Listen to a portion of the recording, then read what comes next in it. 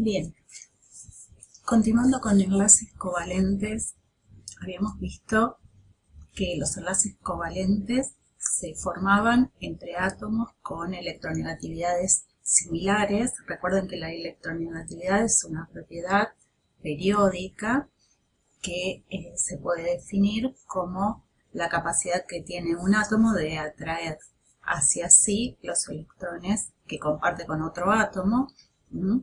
Y entonces el enlace covalente, como les dije, se da entre átomos con electronegatividades similares, y la característica que tiene un enlace covalente es que se comparten uno o más pares de electrones.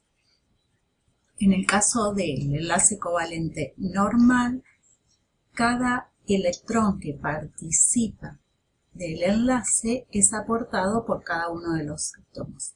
Entonces, de acuerdo a si comparten uno, dos o tres pares de electrones, hablamos de enlace covalente.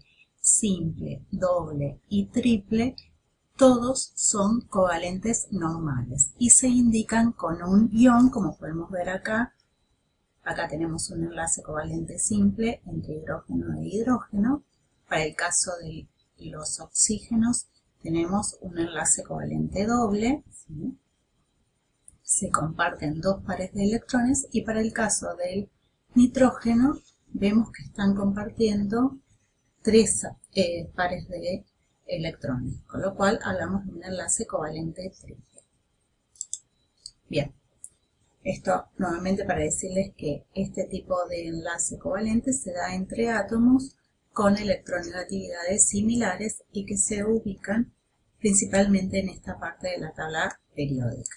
Acá habíamos visto el ejemplo, por ejemplo, para el caso del bromo, está formado por dos átomos de bromo. El bromo pertenece al grupo 7A, entonces le falta uno para llegar al octeto, van a compartir un par de electrones, ¿sí? Y fíjense que cada átomo está aportando un electrón al par. Entonces hablamos en este caso de un enlace covalente simple. Bien, esto lo habíamos visto, la polaridad del enlace covalente, cuando el enlace covalente estaba formado por átomos con electronegatividades similares, hablamos de un enlace covalente no polar, ¿sí? Como es el caso, por ejemplo, en este caso estamos mostrando el enlace covalente entre los átomos de cloro, pero si tenemos enlaces covalentes entre átomos con electronegatividades diferentes, va a haber una cierta polaridad en el enlace. ¿Eso qué quiere decir? Que va a haber una densidad de carga negativa sobre el átomo más electronegativo y una densidad de carga positiva sobre el átomo menos electronegativo, como ocurre acá, por ejemplo, para el caso del agua. El oxígeno es mucho más electronegativo con respecto al hidrógeno, entonces hay una densidad de carga negativa sobre el oxígeno y una densidad de carga positiva sobre los hidrógenos. Lo mismo ocurre acá, fíjense, para el caso entre el enlace entre el hidrógeno y el cloro, ¿sí? El cloro es muchísimo más electronegativo que el hidrógeno, entonces va a haber una densidad de carga negativa sobre el átomo de cloro, que atrae hacia sí los electrones del enlace.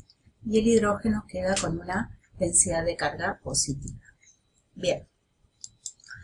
Pero también tenemos otro tipo de enlace covalente que se denomina dativo o coordinado, que se puede formar cuando el par de electrones compartidos pertenece solo a uno de los átomos, que se lo denomina dador.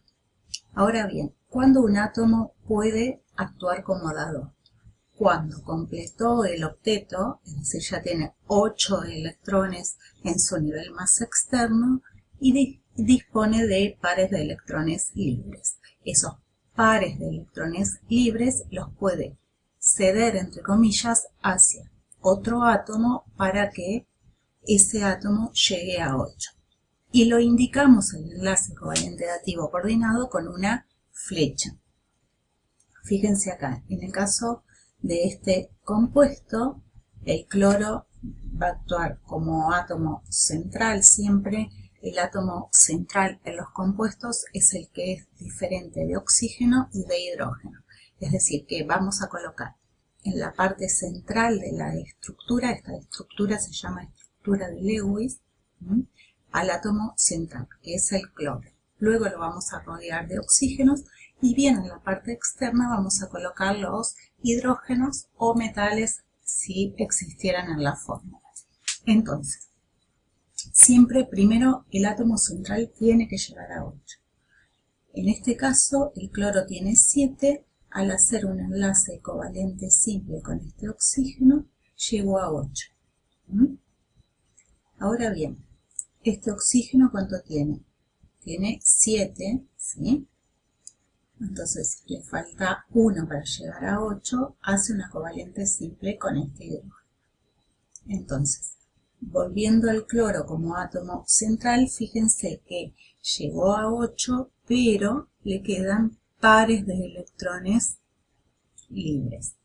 Esos pares de electrones libres puede usarlos para hacer un enlace covalente coordinado dativo con otro átomo. En este caso son 2 oxígenos, ¿sí?